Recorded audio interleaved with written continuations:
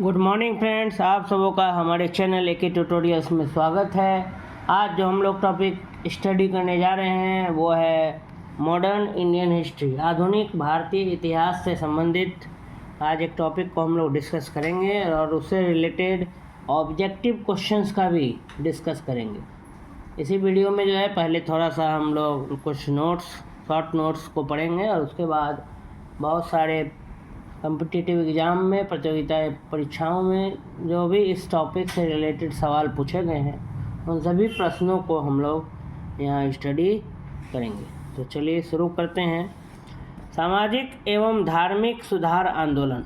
आज का जो हमारा टॉपिक है, जो प्रकरण है, उसका नाम है सामाजिक, सोशल एवं धार्मिक सुधार आंदोलन and religious, social and religious reform movement, सुधार आंदोलन, सामाजिक एवं धार्मिक सुधार आंदोलन मूवमेंट, ठीक है, social and religious reform movements. 19वीं शताब्दी के सामाजिक एवं धार्मिक सुधार आंदोलनों का भारत के आधुनिक इतिहास में विशेष स्थान रहा है कि 19वीं शताब्दी के सामाजिक एवं धार्मिक सुधार आंदोलनों का भारत के आधुनिक इतिहास में विशेष स्थान कह रहा है कि इंडिया में 19वीं शताब्दी में, मतलब 1800 से लेकर के 1900 का जो समय है, एक शताब्दी में 100 वर्ष होते हैं, तो 19वीं शताब्दी मतलब 1800 से लेकर के 1900 तक का जो काल है, जो समय है, उसको 19वीं शताब्दी कहते हैं। तो उस समय भारत में सामाजिक और धार्मिक सुधार आंदोलन का बहुत ज़्यादा क्या रहा, इम्पोर्टेंस रहा, बहुत विशेष स्थान है, जिसके वजह से आज भारत में हम आधुनिकता को देखते हैं। इन आंदोलनों ने बुद्धिजीवियों और मध्यम वर्ग को सर्वाधिक प्रभावित किया। ये जो सुधार आंदोलन थे, रिफॉर्म्स मूवमेंट्स, इसने बुद्धिजीवियों और मध्यम वर्ग, मिडिल क्लास लोगों को सर्वाधिक, सबसे ज़्यादा क्या किया, प्रभावित किया। सबसे ज़्यादा इससे जो प्रभाव पड़ा वो बुद्धिजीवी, जो इंटेलिजेंट वर्ग था, और मध्यम वर्ग, इन लोगों को पड़ा। निर्धन सर्वसाधारण वर्ग इन आंदोलनों से लगभग अप्रभावित ही रही। ये जो सुधार आंदोलन था, सामाजिक और धार्मिक सुधार आंदोलन, ये निर्धन या सभी साधारण वर्ग को ज़्यादा मैंने प्रभावित नहीं कर पाया। ठीक है, निर्धन लोग और सर्वसाधारण वर्ग इन आंदोलन से लगभग क्या रही, अप्रभावित रही। ज़्यादा प्रभावित कौन रहे, बुद्धिजीवी, इंटेलेक्चुअल्स और मध्यम वर्ग, मिडिल क्लास के लोग। बुद्धिजीवी, नगरीय, उच्च जातियां एवं उदार रजवाड़े इन आंदोलन से प्रभावित थे। ठीक है, इंटेलेक्चुअल्स हो गए या नगर के ऊंची जातियां हो गई, नगरीय उच्च जातियां एवं उदार राजवाड़े या काइंड जो राजा थे, उदार राजवाड़े, इन आंदोलन से क्या थे, प्रभावित थे। राजा राम मोहन रॉय प्रथम भारतीय थे। इसमें सबसे पहले राजा राम मोहन रॉय का नाम आता है। जैसे ही सुधार आंदोलन की बात होती है तो हमारे दिमाग में सबसे पहले जिस महापुरुष का नाम आता है वो है राजा राम मोहन रॉय। ठीक है, राजा राम मोहन और रॉय के बारे में आइए देखते हैं। इनका बहुत बड़ा योगदान है धार्मिक और सुधार आंदोलन में। विशेषकर आप लोग सुने ही होंगे सती प्रथा, या पहले कि अगर स्त्री का पुरुष मर जाता था तो जब वो विधवा हो जाती थी तो उसको पति के साथ जिंदा जला दिया जाता था। एक बार की बात है, जब राजा राम मोहन रॉय की भाभी, मतलब उनके भैया का जब निधन हुआ तो उनकी भाभी को जब ले जाया जा रहा था ज़बरदस्ती उनके भैया के चिता के साथ जलाने के लिए, तब से उन्होंने जो है और ज़्यादा विरोध किया था इस प्रथा को लेकर के। काफ़ी कुप्रथा थी। तो आइए पढ़ते हैं उनके बारे में। राजा राम मोहन रॉय प्रथम भारतीय थे जिन्होंने सबसे पहले भारतीय समाज में व्याप्त बुराइयों के विरोध में आंदोलन चलाया। राजा राम मोहन रॉय जो थे वो पहले भारतीय थे जिन्होंने समाज में, सोसाइटी में बहुत ज़्यादा क्या था, बुराई फैला हुआ था। तो अंधविश्वास भी था लोगों में, सुपरस्टिशंस, बुराइयाँ, कुप्रथाएँ, ये सब प्रचलित थी समाज में। तो राजा राम मोहन रॉय प्रथम भारतीय थे, पहले भारतीय थे जिन्होंने सबसे पहले भारतीय समाज में व्याप्त बुराइयों के विरोध में आंदोलन चलाया। राजा राम मोहन रॉय पहले भारतीय थे जिन्होंने सबसे पहले भारतीय समाज में व्याप्त बुराइयों के विरोध में आंदोलन चलाया। उनके नवीन विचारों के कारण ही, उनका जो नया नया विचार था उसी के कारण ही 19वीं शताब्दी के भारत में पुनर्जागरण का उदय हुआ। उनका जो नवीन विचार था, जो नए आइडियाज़ थे, उसके कारण ही 19वीं शताब्दी में भारत में पुनर्जागरण का उदय हुआ। राम मोहन रॉय को भारतीय पुनर्जागरण का पिता, ठीक है, रिनाइसेंस, फादर ऑफ रिनाइसेंस, भारतीय इंडियन रिनाइसेंस, भारतीय राष्ट्रवाद का पैगंबर, प्रॉफेट ऑफ इंडियन नेशनलिज्म, अतीत और भविष्य के मध्य सेतु, पास्ट और फ्यूचर के बीच ब्रिज का काम, भारतीय राष्ट्रवाद का जनक, फादर ऑफ इंडियन नेशनलिज्म, आधुनिक भारत का पिता, फादर ऑफ मॉडर्न इंडिया, प्रथम आधुनिक पुरुष, फर्स्ट मॉडर्न पर्सन, तथा युगदूत कहा गया है। तो राजा राम मोहन रॉय को बहुत अनेक नामों से पुकारा गया 19वीं शताब्दी में। उनके नवीन विचारों के कारण, उनके विचार नए थे, सोच नया था, बस पुराने ज़माने में नया सोच, ठीक है। पुराने ज़माने में अधिकतर लोगों की सोच जो थी बहुत ट्रेडिशनल थी, बहुत पुराना ही था, जो कुप्रथाएं और अंधविश्वास में लोग विश्वास करते थे। तो उस काल में राजा राम मोहन रॉय के पास नवीन विचार थे, नवीन विचार वो रखते थे, इसीलिए उन्हें पुनर्जागरण का उदय के वजह से भारतीय पुनर्जागरण का पिता कहा जाता था, भारतीय राष्ट्रवाद का पैगंबर कहा जाता था, अतीत और भविष्य के मध्य सेतु भी के नाम से भी जाना जाता था, भारतीय राष्ट्रवाद का जनक, आधुनिक भारत का पिता, प्रथम आधुनिक पुरुष और युगदूत, ये सब नाम से उनको जाना जाता था। हिंदू धर्म के एकेश्वरवादी मत का प्रचार करने के लिए 1815 ईस्वी में राजा राम मोहन रॉय ने अपने युवा समर्थकों के सहयोग से आत्मीय सभा की स्थापना की। हालांकि हिंदू धर्म के एकेश्वरवादी, एक ही ईश्वर हैं, परमात्मा एक है, इस मत का, ईश्वर एक हैं, परमात्मा एक हैं, इस मत का, इस विचार का प्रचार करने के लिए 1815 ईस्वी में राजा राम मोहन रॉय ने अपने युवा समर्थकों, युवा सपोर्टर्स, यंग सपोर्टर्स के सहयोग से आत्मीय सभा की स्थापना की। तो 1815 में राजा राम मोहन रॉय ने आत्मीय सभा की क्या की, स्थापना की। और ये सभा को स्थापना करने का उद्देश्य क्या था, तो वो था कि हिंदू धर्म के एकेश्वरवादी मत का प्रसार करना था। तो 1815 ईस्वी में हिंदू धर्म के एकेश्वरवादी मत का प्रचार करने के लिए राजा राम मोहन रॉय ने अपने युवा समर्थकों के सहयोग से आत्मीय सभा की क्या की, स्थापना की।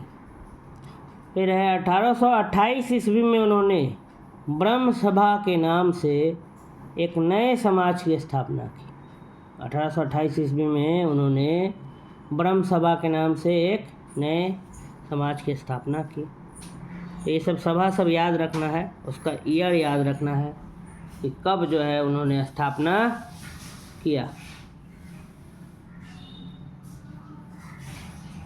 1815 ईस्वी में हिंदू के एकेश्वरवादी मत का प्रचार करने के लिए 1815 ईस्वी में राजा राम मोहन रॉय ने अपने युवा समर्थकों के सहयोग से आत्मीय सभा की स्थापना की। और 1828 में उन्होंने ब्रह्म सभा के नाम से एक नए समाज की स्थापना की। ब्रह्म समाज के नाम से जो नया समाज बनाया वो 1828 में, और आत्मीय सभा के नाम से जो बनाया वो 1815 ईस्वी में।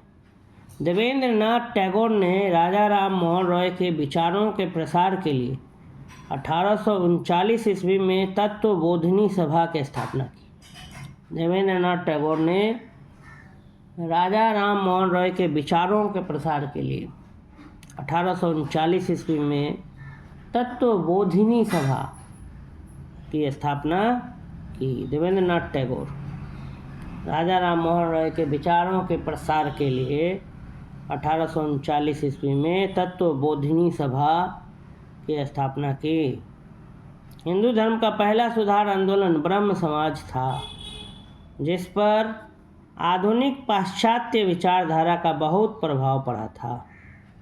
कह कि हिंदू धर्म का जो पहला सुधार आंदोलन था वो ब्रह्म समाज, जिस पर आधुनिक पाश्चात्य विचारधारा, वेस्टर्न जो सोच था, थिंक था, उसका बहुत प्रभाव पड़ा था। ठीक है, तो देवेंद्रनाथ टैगोर ने राजा राम मोहन रॉय के विचारों के प्रसार के लिए 1839 में तत्वबोधिनी सभा की स्थापना की थी। तो इससे भी सवाल बनता है कि ये तत्वबोधिनी सभा की स्थापना किसने की थी? तो देवेंद्रनाथ टैगोर ने। कब की थी? तो 1839। आत्मीय सभा की स्थापना कब किया गया? तो 1815 ईस्वी में। किसने किया? तो राजा राम मोहन रॉय। ब्रह्म सभा की स्थापना राजा राम मोहन रॉय ने की। कब की? तो 1828 ईस्वी में। तो ये सब याद रखना है। आगे बढ़ते हैं। मुगल बादशाह अकबर द्वितीय ने राम मोहन रॉय को राजा की उपाधि के साथ अपने दूत के रूप में 1830 ईस्वी में तत्कालीन ब्रिटिश सम्राट विलियम चतुर्थ के दरबार में भेजा था। कह कि मुगल बादशाह जो अकबर द्वितीय थे, उन्होंने राजा राम मोहन रॉय को राजा की उपाधि के साथ अपने दूत के रूप में 1830 ईस्वी में तत्कालीन उस समय के ब्रिटिश सम्राट विलियम चतुर्थ के दरबार में भेजा। ठीक है, कह रहा है कि मुगल बादशाह जो अकबर द्वितीय थे, उन्होंने राजा राम मोहन रॉय को राजा की उपाधि के साथ अपने दूत के रूप में 1830 ईस्वी में तत्कालीन उस समय के ब्रिटिश सम्राट विलियम चतुर्थ के दरबार में भेजा था। राजा राम मोहन रॉय को इंग्लैंड में सम्राट से मुगल बादशाह अकबर द्वितीय को मिलने वाली पेंशन की मात्रा बढ़ाने पर बातचीत करनी थी। राजा राम मोहन रॉय को इंग्लैंड में सम्राट से मुगल बादशाह अकबर द्वितीय को मिलने वाली पेंशन की मात्रा बढ़ाने पर बातचीत करनी थी। इंग्लैंड के ब्रिस्टल में ही 27 सितंबर 1833 को राजा राम मोहन रॉय की क्या हो गई? मृत्यु हो गई, जहाँ उनकी समाधि स्थापित है। शिक्षा के क्षेत्र में राजा राम मोहन रॉय अंग्रेजी शिक्षा के पक्षधर थे। उनके अनुसार एक उदारवादी पाश्चात्य शिक्षा ही अज्ञान के अंधकार से हमें निकाल सकती है और भारतीयों को देश के प्रशासन में भाग दिला सकती है।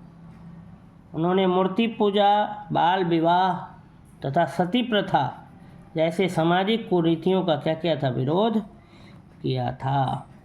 ठीक है, तो राजा राम मोहन रॉय के बारे में कहा जा रहा है उनका जो मृत्यु था वो इंग्लैंड के ब्रिस्टल में हो गया था 27 सितंबर 1833। 27 सितंबर 1833। शिक्षा के क्षेत्र में उन्होंने खास करके कहा कि अंग्रेजी शिक्षा लेना ज़रूरी है, अंग्रेजी में पढ़ाई करना ज़रूरी है, क्योंकि उनके अनुसार अगर हम वेस्टर्न एजुकेशन लेंगे तभी हम अज्ञान के अंधकार से क्या हो पाएंगे? बाहर निकल पाएंगे। और इंडियंस को तभी जो है एडमिनिस्ट्रेशन में, देश का जो प्रशासन में क्या मिलेगा? भाग लेने मिलेगा। अगर भारतीय चाहते हैं कि अंग्रेज़ों के जो है द्वारा जो चलाई जा रही है प्रशासन, उसमें उसका हिस्सा बने, तो उसके लिए उन्हें सबसे पहले अंग्रेजी में क्या करना पड़ेगा? शिक्षा ग्रहण करना पड़ेगा। ऐसा राजा राम मोहन रॉय का क्या करना था? मानना था। और उन्होंने बाल विवाह, फिर मूर्ति पूजा के खिलाफ थे वो, और सती प्रथा, ठीक है, ये जैसी सामाजिक कुरीतियों का उन्होंने क्या किया था, विरोध किया था। अब है रामकृष्ण परमहंस। रामकृष्ण परमहंस ने इस बात पर जोर दिया था कि ईश्वर के पहुँचने के कई मार्ग हो सकते हैं, कई रास्ते हो सकते हैं।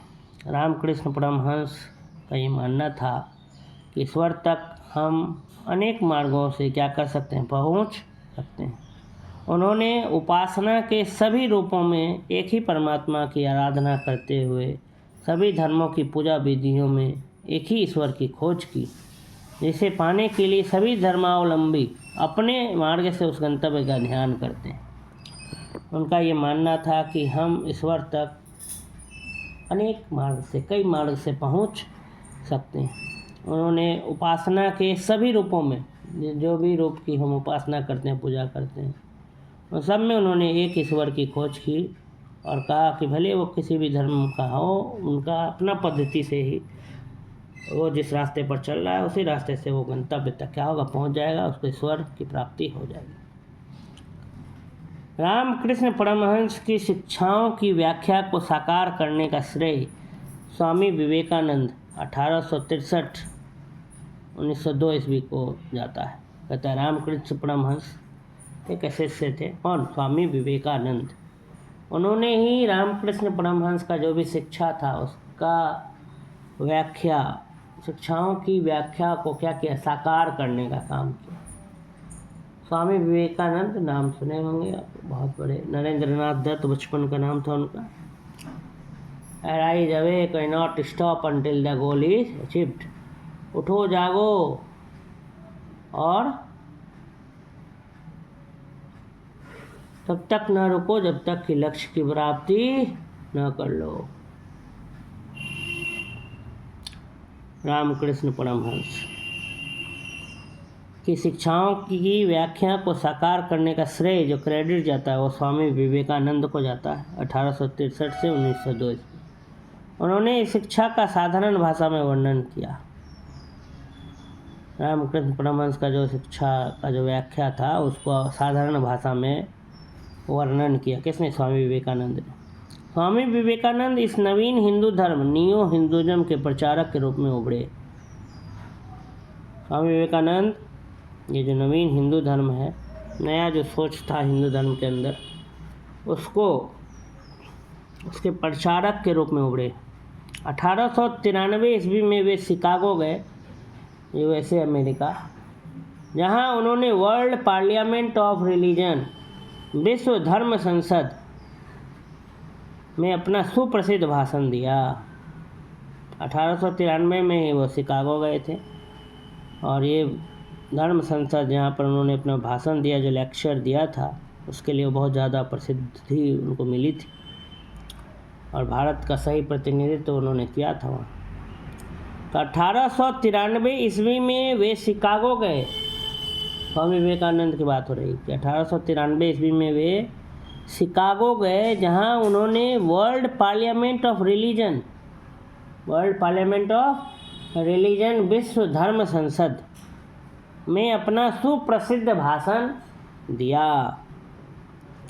सुभाष चंद्र बोस ने उनके बारे में कहा था कि जहाँ तक बंगाल का संबंध है, हम विवेकानंद को आधुनिक राष्ट्रीय आंदोलन का आध्यात्मिक पिता कह सकते हैं। जहाँ तक अगर सुभाष चंद्र बोस ने उनके बारे में कहा था, इसके बारे में, स्वामी विवेकानंद के बारे में, कि जहाँ तक बंगाल का संबंध है, हम विवेकानंद को, माने स्वामी विवेकानंद को आधुनिक राष्ट्रीय आंदोलन का आध्यात्मिक पिता कह सकते हैं।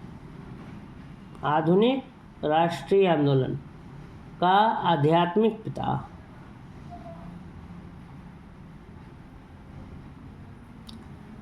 रामकृष्ण मिशन की स्थापना स्वामी विवेकानंद ने 1897 ईस्वी में की थी।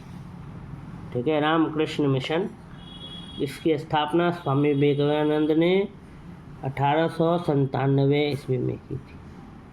लेकिन ब्रैकेट में भी कुछ लिखा है कि 1909 में सोसाइटी पंजीकरण अधिनियम के अंतर्गत इसे विधिवत औपचारिक रूप से पंजीकृत कराया गया। 1909 ईस्वी में इसको पंजीकृत कराया गया, लेकिन स्थापना उन्होंने 1897 ईस्वी में ही कर दी थी। लेकिन रजिस्ट्रेशन जो है सोसाइटी रजिस्ट्रेशन एक्ट के तहत 1909 में इसे क्या कराया गया, कुछ फॉर्मेलिटीज़ पूरा किया गया, रजिस्टर कराया गया। शुरुआत लेकिन स्थापना जो है 1897 में हो गई थी। रामकृष्ण मिशन, ठीक है, ये किससे संबंधित है, तो स्वामी विवेकानंद। और इसमें ये क्या है, रामकृष्ण परमहंस की जो शिक्षा थी उसकी व्याख्या करते थे, उन्हीं की शिक्षाओं का प्रसार करते थे, रामकृष्ण परमहंस का, इसलिए उन्हीं के नाम पे उन्होंने मिशन का भी नाम रखा, रामकृष्ण मिशन। रामकृष्ण मिशन का मुख्यालय हावड़ा के बेलूर में खोला गया। बेलूर मठ, अभी भी बेलूर मठ है कलकत्ता, जो लोग जाते हैं तो देखे होंगे या जानते होंगे उनके बारे में। रामकृष्ण मिशन का मुख्यालय हावड़ा के बेलूर में खोला गया। मिशन का नामकरण रामकृष्ण परमहंस के नाम पर हुआ था। यह 19वीं सदी का अंतिम महान धार्मिक एवं सामाजिक आंदोलन था। रामकृष्ण मिशन का मुख्यालय जो था हावड़ा के बेलूर में खोला गया और मिशन का नामकरण रामकृष्ण परमहंस के नाम पर हुआ था। यह 19वीं सदी का अंतिम महान धार्मिक एवं सामाजिक आंदोलन था। इसकी विशेषता है प्राच्य या पूर्वी और आधुनिक या पश्चिमी, इन दोनों महान शक्तियों का समन्वय। इसकी विशेषता ये है कि प्राच्य और पूर्वी, आधुनिक या पश्चिमी, दोनों महान शक्तियों का क्या करना, कोऑर्डिनेशन करना। रामकृष्ण मिशन का उद्देश्य धार्मिक एवं सामाजिक सुधार है, किंतु यह भारत की प्राचीन संस्कृति से अपनी प्रेरणा क्या करता है, ग्रहण करता है। यह शुद्ध वेदांत के सिद्धांत को अपना आदर्श मानता है। इसका लक्ष्य मनुष्य के भीतर की उच्चतम आध्यात्मिकता का विकास करना है, किंतु साथ ही यह हिंदू धर्म में पीछे विकसित मूर्ति पूजा जैसे चीज़ों की कीमत और उपयोगिता भी स्वीकार करता है। मिशन की दूसरी विशेषता है सभी धर्मों की सच्चाई में विश्वास करना, ठीक है।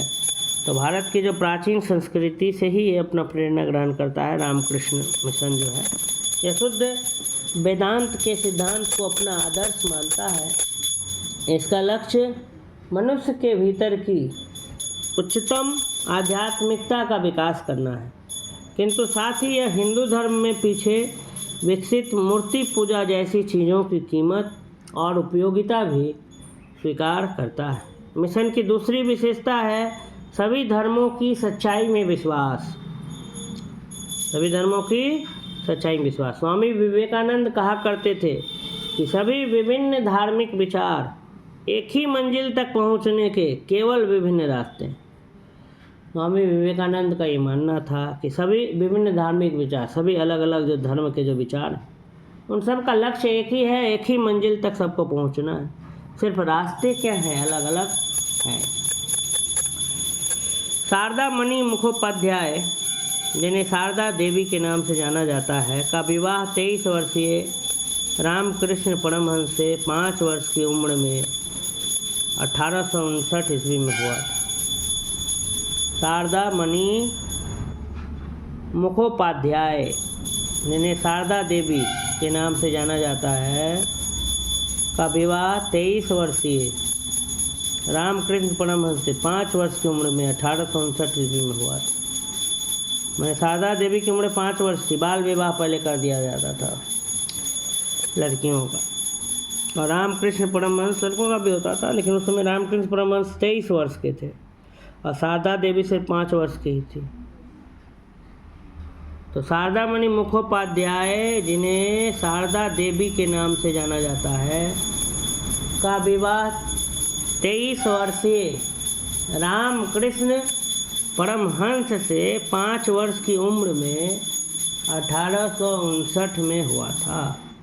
मूल शंकर स्वामी दयानंद का जन्म 1824 में गुजरात की मोरबी पुल, नहीं, मोरबी से आप लोग को याद आ रहा होगा, एक ब्रिज टूट के गिरा था मोरबी में।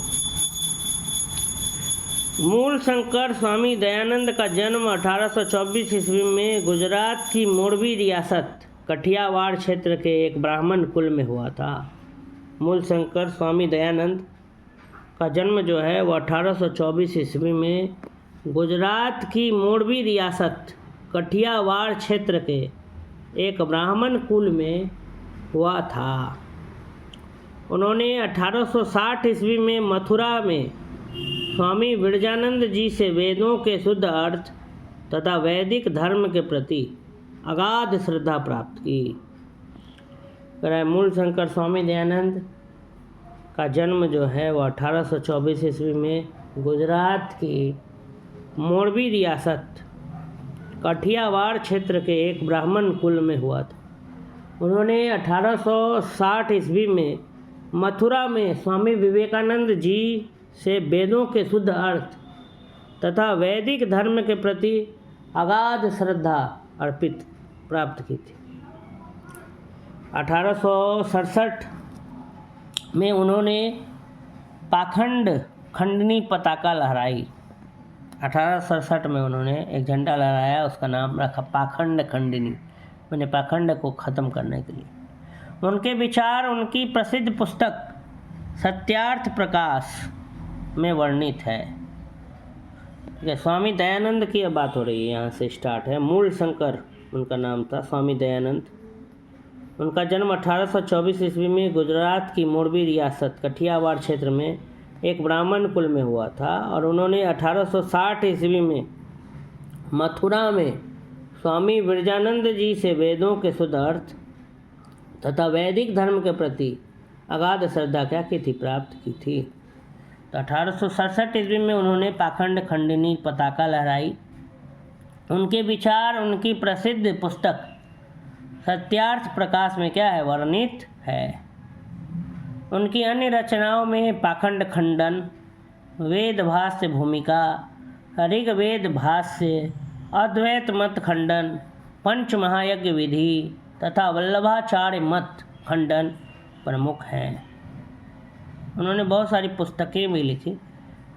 ठीक है, सत्यार्थ प्रकाश जो है ज़्यादा प्रसिद्ध हुआ, और भी अन्य रचनाओं में भी जैसे पाखंड खंडन, वेद भाष्य भूमिका, ऋग्वेद भाष्य, अद्वैत मत खंडन, पंच महायज्ञ विधि तथा वल्लभाचार्य मत खंडन, ये सब प्रमुख। स्वामी दयानंद ने कहा था कि अच्छा शासन स्वशासन का स्थानापन्न नहीं। स्वामी दयानंद ने कहा था कि अच्छा शासन स्वशासन का स्थानापन्न नहीं है। दयानंद सरस्वती मूल शंकर ने अप्रैल 1875 में बम्बई में आर्य समाज की स्थापना की, जिसका मुख्य उद्देश्य प्राचीन वैदिक धर्म की शुद्ध रूप से पुनः स्थापना करना था। दयानंद सरस्वती मूल शंकर जिनका नाम था, ठीक है, अप्रैल 1875 में बम्बई में आर्य समाज की स्थापना की, जिसका मुख्य उद्देश्य प्राचीन वैदिक धर्म की शुद्ध रूप से पुनः स्थापना करना था। आर्य समाज आंदोलन का प्रसार, आर्य समाज आंदोलन का जो प्रसार था प्रायः पाश्चात्य प्रभावों की प्रतिक्रिया के रूप में हुआ। आर्य समाज आंदोलन का प्रसार जो है प्रायः पाश्चात्य प्रभावों की प्रतिक्रिया के रूप में हुआ। 1877 ईस्वी में आर्य समाज का मुख्यालय लाहौर में स्थापित किया गया। 1877 ईस्वी में आर्य समाज का जो मुख्यालय है वो लाहौर में क्या किया गया, स्थापित किया गया, जिसके उपरांत इसके बाद आर्य समाज का अधिक प्रचार हुआ। शुद्ध वैदिक परंपरा में विश्वास के चलते स्वामी जी ने पुनः वेदों की ओर लौटो, पुनः वेदों की ओर चलो का नारा दिया था। ये स्लोगन बार बार अक्सर पूछा भी जाता है कि वेदों की ओर लौटो या पुनः वेदों की ओर चलो, ये किसका कथन था? तो ये स्वामी दयानंद का कथन था, दयानंद सरस्वती। ठीक है, स्वामी दयानंद का उद्देश्य था कि भारत को धार्मिक, सामाजिक तथा राष्ट्रीय रूप से एक कर दिया जाए। स्वामी दयानंद का उद्देश्य था कि भारत को धार्मिक, सामाजिक तथा राष्ट्रीय रूप से एक कर दिया जाए। धार्मिक क्षेत्र में वह मूर्ति पूजा, बहुदेववाद, अवतारवाद, फिर पशु बलि, श्रद्धा, तंत्र मंत्र तथा झूठे कर्म कांडों को स्वीकार नहीं करते थे। स्वामी दयानंद सरस्वती जो थे वह मूर्ति पूजा, फिर बहुदेववाद, बहुत सारे भगवान, अवतारवाद, अवतार लेने की जो बात कही गई है हिंदू धर्म में, पशु बलि, श्रद्धा, तंत्र मंत्र और भी जो झूठे कर्मकांड थे उनको स्वीकार नहीं करते थे, नहीं मानते थे। स्वामी दयानंद को उनके धार्मिक सुधार प्रयासों के कारण भारत का मार्टिन लूथर किंग कहा जाता है। स्वामी दयानंद को उनके धार्मिक सुधार प्रयासों के कारण, स्वामी दयानंद ने धार्मिक सुधार प्रयास किया, रिलीजियस रिफॉर्म लाया, तो उसके लिए उनको भारत का मार्टिन लूथर किंग कहा जाता है। भारत का मार्टिन लूथर किंग कौन थे? तो स्वामी दयानंद। आर्य समाज के नियम तथा सिद्धांत सबसे पहले बम्बई में गठित किए गए। आर्य समाज के नियम तथा सिद्धांत सबसे पहले बम्बई में क्या किए गए? गठित किए गए। 1892-93 ईस्वी में आर्य समाज दो गुटों में बट गया। 1892-1893 ईस्वी में आर्य समाज जो है वह दो गुटों में क्या हो गया? बट गया। एक गुट पाश्चात्य शिक्षा का समर्थक था, जबकि दूसरा गुट पाश्चात्य शिक्षा का विरोधी था। 1892-93 में आर्य समाज जो था वह दो गुटों में क्या हो गया? बट गया। एक गुट पाश्चात्य शिक्षा का समर्थक था, जबकि दूसरा गुट जो था वो पाश्चात्य शिक्षा का क्या था? विरोधी था। पाश्चात्य शिक्षा के विरोधियों में स्वामी श्रद्धानंद, लेखराज और मुंशी राम प्रमुख थे। और 1892-93 ईस्वी में आर्य समाज जो थे वह दो गुटों में क्या हो गए? बट गए थे। एक गुट पाश्चात्य शिक्षा का समर्थक था, जबकि दूसरा गुट पाश्चात्य शिक्षा का क्या था? विरोधी था। वेस्टर्न शिक्षा का सपोर्टर था और एक विरोधी भी था। आर्य समाज। पाश्चात्य शिक्षा के विरोधियों में स्वामी श्रद्धानंद, लेखराज और मुंशी राम प्रमुख थे। इन लोगों ने वर्ष 1902 में गुरुकुल की स्थापना की। पाश्चात्य शिक्षा के समर्थकों में लाला लाजपत राय तथा हंसराज प्रमुख थे। इन लोगों ने दयानंद एंग्लो वैदिक कॉलेज की स्थापना की। ठीक है, तो 1892-93 की बात है। आर्य समाज दो गुटों में बट गया। एक गुट पाश्चात्य शिक्षा का समर्थक था और दूसरा गुट पाश्चात्य शिक्षा का क्या था? विरोधी था। तो पाश्चात्य शिक्षा के विरोधियों में थे स्वामी श्रद्धानंद, लेखराज और मुंशी राम, और इन्होंने 1902 में इसलिए गुरुकुल की स्थापना की कि हम जो है ट्रेडिशनल शिक्षा ही बच्चों को दिलवाएंगे। और जो पाश्चात्य शिक्षा के जो समर्थक थे उनमें लाला लाजपत राय और हंसराज प्रमुख थे।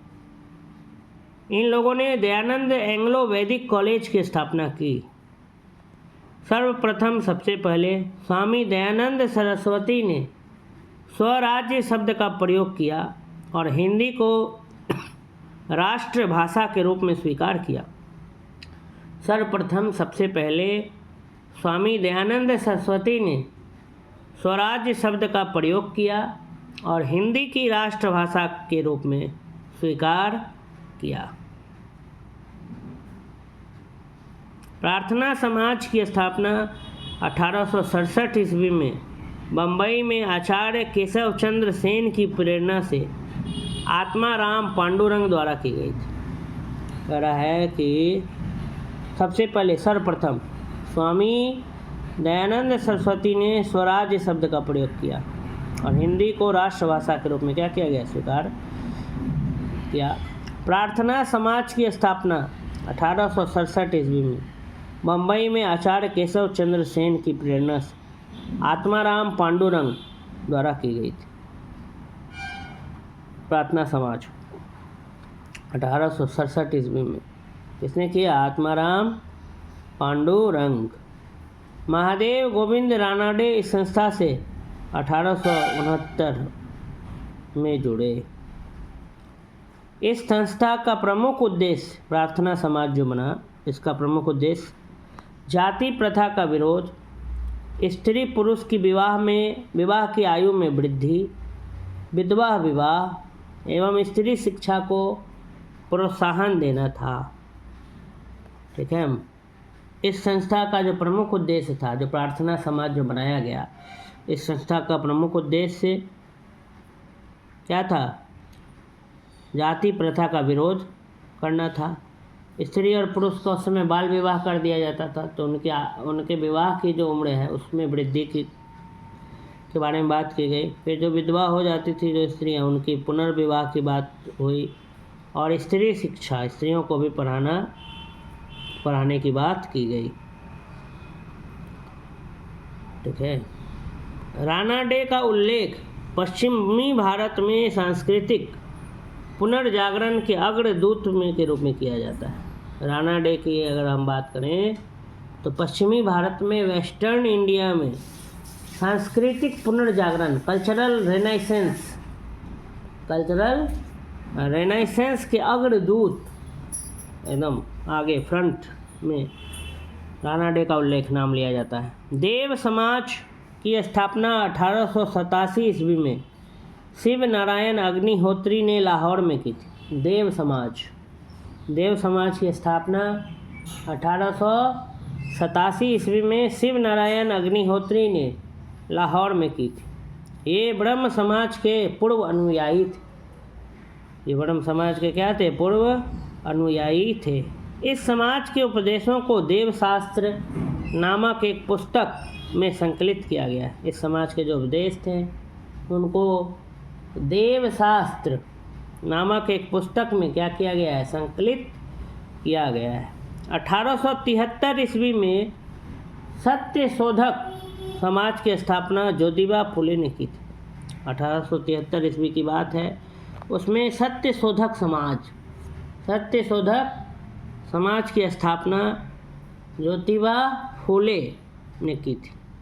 इनका जन्म 1827 ईस्वी में एक माली के घर हुआ था। 1873 ईस्वी में सत्यशोधक समाज की स्थापना ज्योतिबा फुले ने की थी। इनका जन्म 1827 ईस्वी में एक माली के घर हुआ था। इन्होंने शक्तिशाली गैर ब्राह्मण आंदोलन का संचालन किया।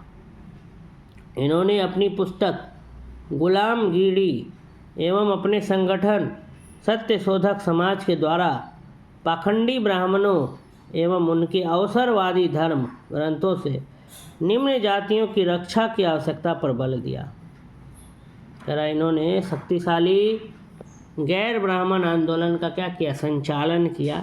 इन्होंने अपनी पुस्तक गुलामगिरी एवं अपने संगठन सत्यशोधक समाज के द्वारा पाखंडी ब्राह्मणों एवं उनके अवसरवादी धर्म ग्रंथों से निम्न जातियों की रक्षा की आवश्यकता पर बल दिया। राजा राधाकांत देव, इन्होंने अपनी पुस्तक गुलामगिरी एवं अपने संगठन सत्यशोधक समाज के द्वारा पाखंडी ब्राह्मणों एवं उनके अवसरवादी धर्म ग्रंथों से निम्न जातियों की रक्षा की आवश्यकता पर बल दिया। जो छोटी जाति थी उनकी रक्षा के आवश्यकता पर क्या दिया? बल दिया। राजा राधाकांत देव ने 1830 ईस्वी में बंगाल में धर्म सभा की स्थापना कर सामाजिक धार्मिक सुधारों का विरोध किया और रूढ़िवादिता का समर्थन किया। ठीक है। कह रहा है कि गुलामगिरी, इन्होंने अपनी पुस्तक ज्योतिबा फुले ने गुलामगिरी नाम की पुस्तक लिखी। सत्यशोधक समाज का भी रचना इन्होंने किया, ज्योतिबा फुले। ठीक है। उन्होंने अपनी पुस्तक गुलामगिरी एवं अपने संगठन सत्यशोधक समाज के द्वारा पाखंडी ब्राह्मणों एवं उनके अवसरवादी धर्म ग्रंथों से निम्न जातियों, छोटे जातियों की रक्षा की आवश्यकता पर बल दिया। राजा राधाकांत देव ने 1830 ईस्वी में बंगाल में धर्म सभा की स्थापना कर सामाजिक धार्मिक सुधारों का क्या किया? विरोध किया और रूढ़िवादिता का रूढ़िवादिता का समर्थन किया। राधा स्वामी संत सत्संग आंदोलन की स्थापना 1861 ईस्वी में आगरा के एक महाजन या बैंकर तुलसीराम, जो शिव दयाल साहब या स्वामी जी की महाराज के नाम से लोकप्रिय थे, ने की। राधा स्वामी सत्संग आंदोलन, इसकी स्थापना 1861 में आगरा के एक महाजन या बैंकर कह सकते हैं तुलसीराम, जो शिव दयाल साहब या स्वामी जी के महाराज के नाम से लोकप्रिय थे, उन्होंने की। राधा स्वामी मत को मानने वाले लोग एक ही परमेश्वर, गुरु की महत्ता, संतों का साथ, सत्संग तथा साधारण सामाजिक जीवन में विश्वास करते थे। राधा स्वामी मत को जो मानने वाले लोग थे वो एक ही परमेश्वर एक है, गुरु की महत्ता, संतों का साथ, सत्संग तथा साधारण सामाजिक जीवन में विश्वास करते थे। महाराष्ट्र के समाज सुधारक गोपाल हरि देशमुख 1823 से 1892 ईस्वी लोक हितवादी के रूप में प्रख्यात थे। पेशे की दृष्टि से न्यायाधीश गोपाल हरि 1880 ईस्वी में गवर्नर जनरल की काउंसिल के सदस्य भी रहे। ठीक है, महाराष्ट्र के जो समाज सुधारक थे। राधा स्वामी सत्संग आंदोलन के बारे में हम लोग पढ़ लिए। अब है कि इसमें है तो राधा स्वामी मत को मानने वाले लोग एक ही परमेश्वर, गुरु की महत्ता, संतों का साथ, सत्संग तथा साधारण सामाजिक जीवन में विश्वास करते थे। महाराष्ट्र के समाज सुधारक गोपाल हरि देशमुख 1823 से 1892 ईस्वी लोक हितवादी के रूप में प्रख्यात थे। पेशे की दृष्टि से न्यायाधीश गोपाल हरि 1880 ईस्वी में गवर्नर जनरल की काउंसिल के सदस्य भी रहे थे। महाराष्ट्र में विधवा पुनर्विवाह हेतु प्रथम अभियान का नेतृत्व विष्णु परम शास्त्री पंडित ने किया। महाराष्ट्र में विधवा पुनर्विवाह हेतु प्रथम अभियान का नेतृत्व जो है विष्णु परशुराम शास्त्री पंडित ने किया। उन्होंने 1850 ईस्वी में विडो रीमैरेज एसोसिएशन की स्थापना की थी। 1850 ईस्वी में विडो रीमैरेज एसोसिएशन की स्थापना की थी और साथ ही विधवा पुनर्विवाह आंदोलन भी चलाया था। ठीक है, उन्होंने 1850 ईस्वी में विडो रीमैरेज एसोसिएशन की स्थापना की थी और साथ ही विधवा पुनर्विवाह आंदोलन भी चलाया था। 19वीं सदी के महानतम पारसी समाज सुधारक बहराम जी एम मालाबारी थे। 19वीं सदी के महानतम पारसी समाज सुधारक बहराम जी एम मालाबारी थे। उनका जन्म बड़ौदा के पारसी परिवार में 1853 ईस्वी में हुआ था। ठीक है, उन्होंने बाल विवाह के खिलाफ तथा विधवा विवाह के समर्थन में एक परिपत्र का संपादन किया था। 1891 का सम्मति आयु अधिनियम एज ऑफ कंसेंट एक्ट इन्हीं के प्रयासों से पारित हुआ था। भारतीय राष्ट्रीय सामाजिक सम्मेलन की स्थापना 1887 में एम.जी. रानाडे एवं रघुनाथ राव द्वारा की गई थी। इस सम्मेलन का प्रमुख उद्देश्य बहुविवाह, बाल विवाह एवं कुलीनवाद जैसी कुप्रथाओं का समापन करना था। बहुविवाह में बहुत शादी करना, एक से अधिक शादी करना, बाल विवाह, कुलीनवाद जैसी कुप्रथाओं का समापन करना था। 1850 ईस्वी में जातीय अक्षमता कानून कास्ट डिसेबिलिटीज एक्ट द्वारा हिंदुत्व से धर्मांतरित व्यक्तियों के नागरिक अधिकारों की रक्षा का प्रावधान किया गया। 1850 ईस्वी में जातीय अक्षमता कानून कास्ट डिसेबिलिटीज एक्ट द्वारा हिंदुत्व से धर्मांतरित व्यक्ति के नागरिक अधिकारों के रक्षा का क्या करना था, प्रावधान करना था। 1856 ईस्वी के हिंदू विधवा पुनर्विवाह कानून 1856 ईस्वी में आया था। हिंदू विधवा पुनर्विवाह कानून, हिंदू विडो रीमैरिज एक्ट, ये कब आया था? 1856 में, 1856 में। द्वारा विधवाओं के पुनर्विवाह को कानून संगत बनाया गया। 1856 ईस्वी में हिंदू विधवा पुनर्विवाह कानून कब पास हुआ? 1856। सती निषेध रेगुलेशन लॉर्ड विलियम बेंटिक के समय 1829 ईस्वी में बनाया गया था। सती निषेध रेगुलेशन, ये भी एक कानून बनाया, ये 1829 में बनाया गया था। ये लॉर्ड विलियम बेंटिक के समय बनाया गया था। हिंदू विडो रीमैरिज एक्ट, ये 1856 में। कलकत्ता के संस्कृत कॉलेज के आचार्य ईश्वर चंद्र विद्यासागर ने विधवा पुनर्विवाह के लिए अथक संघर्ष किया। कलकत्ता के जो संस्कृत कॉलेज के जो आचार्य थे, ठीक है, उन्होंने ईश्वर चंद्र विद्यासागर ने, उनका नाम था ईश्वर चंद्र विद्यासागर, इन्होंने विधवा पुनर्विवाह, विधवाओं का फिर से शादी हो जाए, उसके लिए अथक बहुत मेहनत किया, अथक संघर्ष किया। इन्होंने यह प्रमाणित करने का प्रयास किया कि वेदों में विधवा विवाह को मान्यता दी गई। इन्होंने यह प्रूफ करने का कोशिश किया कि वेदों में भी कहा गया है कि विधवा काम विवाह कर सकते हैं। तो इनके प्रयासों के फलस्वरूप ईश्वर चंद्र विद्यासागर की जो कोशिशें थी, जो प्रयास किया इन्होंने, उसके फलस्वरूप 26 जुलाई 1856 को हिंदू विधवा पुनर्विवाह अधिनियम पारित हुआ।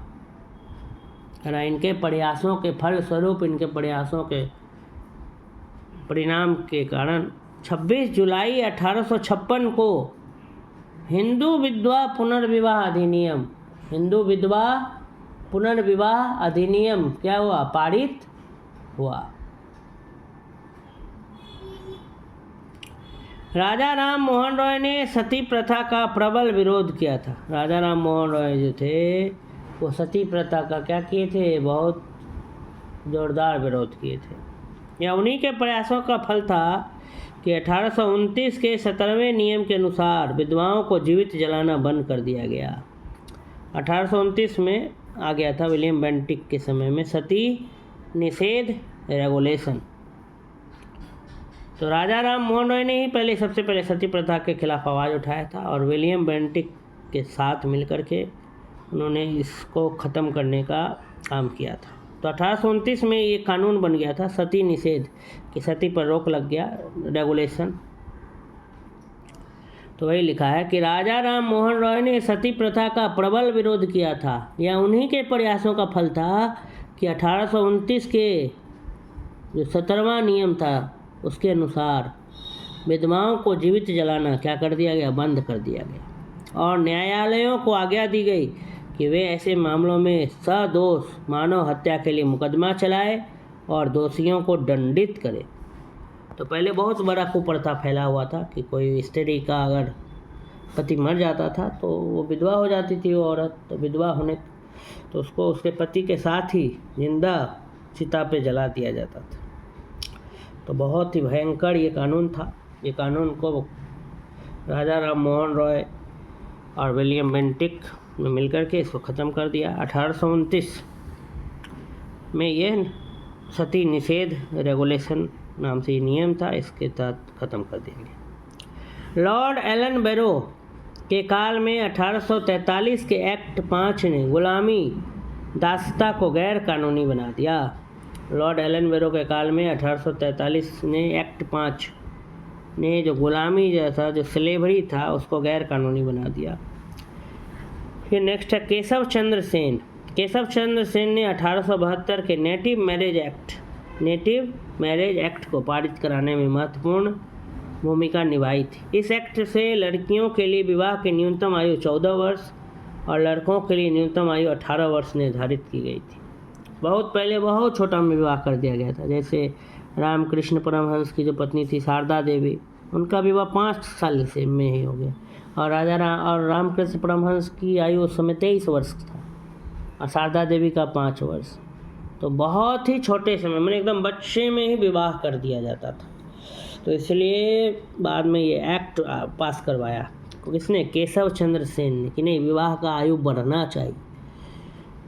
तो फिर भी उस समय की तुलना में बहुत बढ़ा, मगर अब तो खैर और बढ़ गया है, बहुत अच्छी बात है। पहले मैच्योरिटी आना ज़रूरी है, उसके बाद ही विवाह होना चाहिए। केशव चंद्र सेन ने 1872 के नेटिव मैरिज एक्ट को पारित कराने में महत्वपूर्ण भूमिका निभाई थी। यह नेटिव मैरिज एक्ट 1872 इसमें था क्या? तो इस एक्ट से लड़कियों के लिए विवाह की न्यूनतम आयु 14 वर्ष तथा लड़कों के लिए न्यूनतम 18 वर्ष निर्धारित की गई थी। इस एक्ट से लड़कियों के विवाह की जो न्यूनतम आयु, जो सबसे कम आयु 14 वर्ष और लड़कों के लिए न्यूनतम 18 वर्ष निर्धारित की गई थी। इसे ब्रह्म विवाह अधिनियम भी कहा जाता है। ब्रह्म विवाह अधिनियम, ठीक है। ब्रह्म विवाह अधिनियम में ये पास किया गया कि लड़कियों की जो न्यूनतम आयु है जो शादी के लिए वो है 14 वर्ष और लड़कों के लिए जो न्यूनतम जो आयु तय किया गया वो 18 वर्ष। वर्ष 1929 में अजमेर निवासी एवं न्यायाधीश डॉक्टर हरविलास शारदा के प्रयत्नों से एक बाल विवाह निषेध कानून बन गया, ठीक है। बाल विवाह जो है एक क्या बन गया? निषेध कानून बन गया। कह रहा है कि वर्ष 1929 में अजमेर निवासी एवं न्यायाधीश डॉक्टर हरविलास शारदा, वर्ष 1929 में अजमेर निवासी एवं न्यायाधीश डॉक्टर हरविलास शारदा के प्रयत्नों से एक बाल विवाह निषेध कानून बन पाया। उन्हीं के नाम पर ही शारदा अधिनियम एक्ट, शारदा एक्ट कहा गया। इस अधिनियम द्वारा लड़कियों के विवाह की न्यूनतम सीमा 14 वर्ष और लड़कों की 18 वर्ष निर्धारित की गई। तो बाद में जो है एक कानून बनाया गया शारदा एक्ट, ठीक है। और शारदा एक्ट में यही कहा गया कि जो है लड़कियों की विवाह की अब न्यूनतम सीमा, कम से कम लड़की अगर 14 वर्ष की नहीं होगी तो उसका विवाह नहीं किया जाएगा और लड़के का 18 वर्ष निर्धारित किया गया। पहले बहुत कम वर्ष में विवाह कर दिया जाता था। बाद आगे है थियोसॉफिकल सोसाइटी। थियोसॉफिकल सोसाइटी की स्थापना एक रूसी महिला मैडम HP ब्लावेट्स्की, अमेरिकी सैनिक अधिकारी कर्नल अल्कॉट, विलियम क्वान जज एवं अन्य द्वारा 1875 ईस्वी में न्यूयॉर्क में की गई थी। कह रहा है कि थियोसॉफिकल सोसाइटी की स्थापना एक रूसी महिला मैडम HP ब्लावेट्स्की, अमेरिकी सैनिक अधिकारी कर्नल अल्कॉट, विलियम क्वान जज एवं अन्य द्वारा 1875 में न्यूयॉर्क में की गई थी। इस सोसाइटी के संस्थापक 1882 में मद्रास के पास अड्यार नामक स्थान पर सोसाइटी का मुख्यालय स्थापित किया गया, जो बाद में इसका अंतर्राष्ट्रीय कार्यालय बना। कह रहा है कि थियोसॉफिकल सोसाइटी की स्थापना एक रूसी महिला मैडम HP ब्लावेट्स्की, अमेरिकी सैनिक अधिकारी कर्नल अल्कॉट, विलियम क्वान जज एवं अन्य द्वारा 1875 ईस्वी में न्यूयॉर्क में की गई थी। इस सोसाइटी के संस्थापक 1882 में ईस्वी में मद्रास के पास अड्यार नामक स्थान पर सोसाइटी का मुख्यालय स्थापित किया गया, जो बाद में इसका अंतर्राष्ट्रीय कार्यालय बना। 1889 में श्रीमती एनी बेसेंट इस सोसाइटी की सदस्य बनी तथा 1893 ईस्वी में भारत आकर उन्होंने सोसाइटी के लिए सर्वाधिक सक्रिय भूमिका निभाई। 1889 ईस्वी में अंतर्राष्ट्रीय, ठीक है, श्रीमती एनी बेसेंट इस सोसाइटी की सदस्य बनी तथा 1893 ईस्वी में भारत आकर उन्होंने सोसाइटी के लिए सबसे अधिक सक्रिय भूमिका निभाई। श्रीमती एनी बेसेंट ने प्राचीन हिंदू धर्म को विश्व का अत्यधिक गूढ़ एवं आध्यात्मिक धर्म माना। श्रीमती एनी बेसेंट ने प्राचीन हिंदू धर्म को विश्व का अत्यधिक गूढ़ एवं आध्यात्मिक धर्म माना। थियोसॉफी या ब्रह्म विद्या हिंदू धर्म के आध्यात्मिक दर्शन और कर्म सिद्धांत तथा आत्मा के पुनर्जन्म के सिद्धांत का समर्थन करती थी। इसी कारण एनी बेसेंट भारतीय लोगों को इससे जोड़ सकी, जो इसकी सफलता का मुख्य कारण था। तो कह रहा है 1889 ईस्वी में 1889 ईस्वी में श्रीमती एनी बेसेंट इस सोसाइटी की सदस्या बनी तथा 1893 ईस्वी में भारत आकर उन्होंने सोसाइटी के लिए सर्वाधिक सक्रिय भूमिका निभाई। श्रीमती एनी बेसेंट ने प्राचीन हिंदू धर्म को विश्व का अत्यधिक गूढ़ एवं आध्यात्मिक धर्म माना।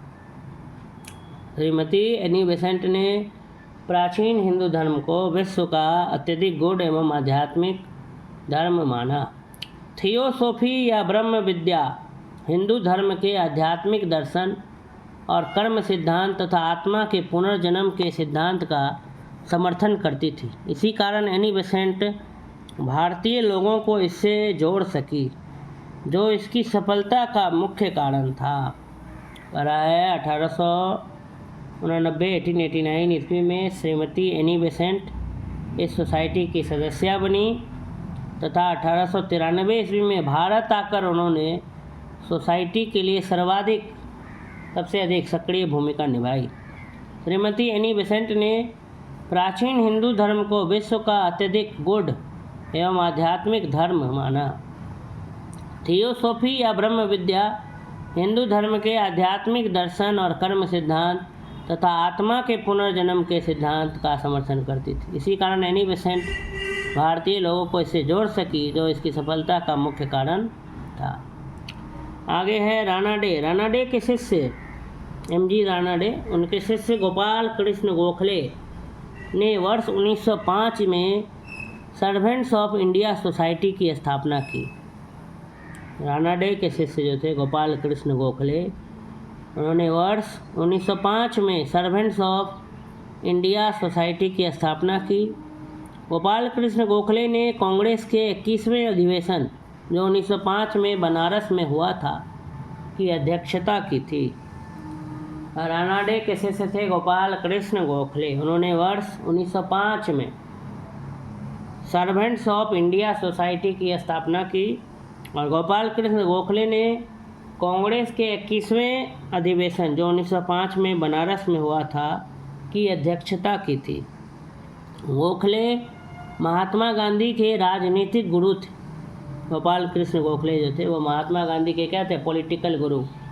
ये भी सवाल बहुत बार पूछा जाता था कि महात्मा गांधी के राजनीतिक गुरु कौन थे? तो गोपाल कृष्ण गोखले, जीके गोखले।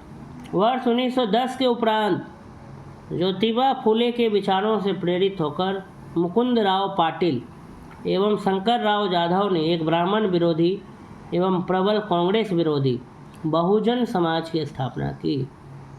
नाडारों द्वारा मंदिरों में प्रवेश के अधिकार की मांग की प्रस्तुति के कारण 1899 ईस्वी में तिरुनेलवेली में भयंकर दंगे हुए थे।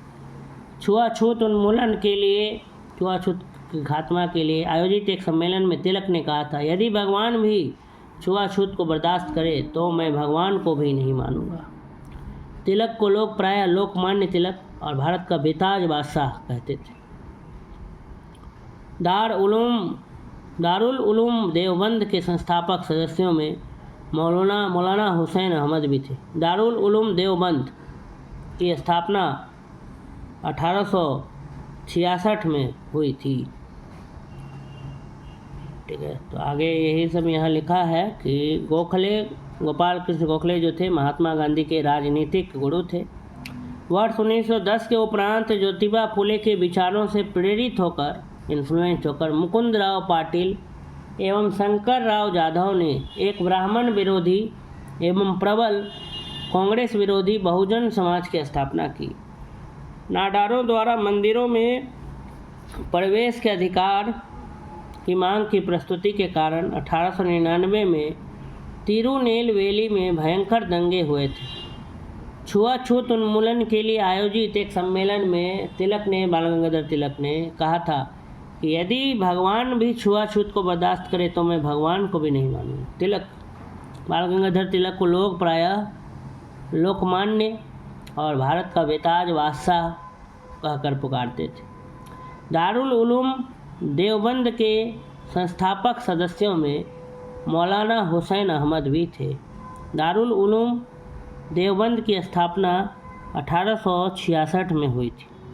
तो इस प्रकार से ये जो हमारा जो टॉपिक था सामाजिक एवं धार्मिक सुधार आंदोलन, इसको हमने क्या कर लिया, स्टडी कर लिया। तो अगर आपने अब तक मेरे चैनल को सब्सक्राइब नहीं किया है तो प्लीज़ मेरे चैनल को सब्सक्राइब कर लें। और अगर आपको ये वीडियो अच्छा लगा हो तो इस वीडियो को अधिक से अधिक लोगों तक पहुंचाएं, शेयर करें और मेरी मेहनत को सफल बनावें, मेरी मेहनत को सफलता तक पहुंचाएं। सब्सक्राइबर्स जो है, मुझे 1000 सब्सक्राइबर्स पूरे करने हैं, तो इसमें आप ही का सहयोग से ये हो सकता है।